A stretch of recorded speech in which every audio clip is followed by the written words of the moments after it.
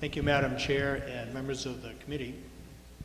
My name is Raymond Dodge, and I live in Peterborough, New Hampshire. I'm retired from law enforcement. I served 25 years in various capacities in the state, the last 8 years of which I was a police chief in a local community.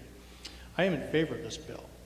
And I have to tell you that I would not probably have been standing here early on in my career in favor of this bill. I perhaps would have been here against this bill.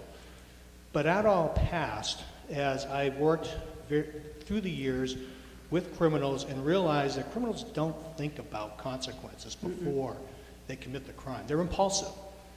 And they don't sit there and they weigh the options. They just simply don't. And what else happened was I educated myself. I started doing the research, started looking at the various surveys and all of the literature that is out there. And when you do that, you can't help but take the position that I have now taken to repeal this bill. I want you to keep one thing in mind as you listen to the testimony that you've been hearing throughout the day. You've been hearing about a lot of these horrible deaths that have occurred. Those deaths occurred in spite of our current death penalty statute that's on the books. Think about that for a moment. They didn't deter those criminals. If you believe that the death penalty actually deters folks, then you have no choice but to ignore what happened in Manchester. You have no choice but to ignore what happened in Franconia. You have to ignore what happened in Greenland. You have to ignore what happened in Brentwood. I don't believe in coming up here and asking you to take something away without offering some kind of replacement. So this is what I would like to leave you with.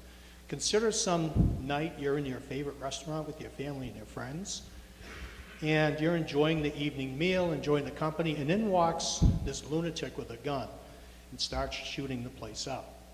You, as a citizen, have the option of fleeing. The police officer has the responsibility of walking in and confronting that individual. Law enforcement is a dangerous job. There's just no two ways about it. It's their job and their responsibility to confront that individual. Now, we certainly hope that that outcome will come out positive, but there's no guarantee. But what we can do, and what I believe is your responsibility to do, is to provide them with the best training possible to deal with that situation, the best equipment possible, the best leadership possible. I'm not talking about the best possible that money can buy.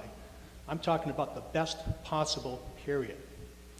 So think about that.